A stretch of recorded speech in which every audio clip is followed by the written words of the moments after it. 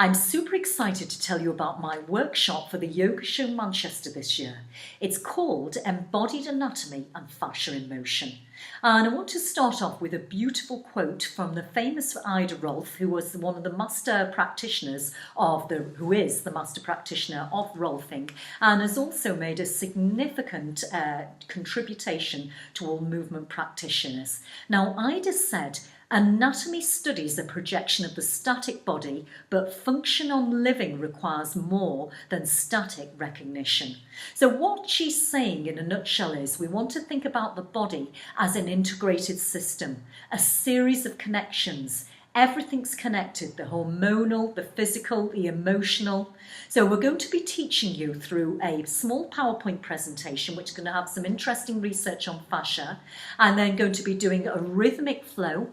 We're going to explore the body using kinesthetic and creative awareness.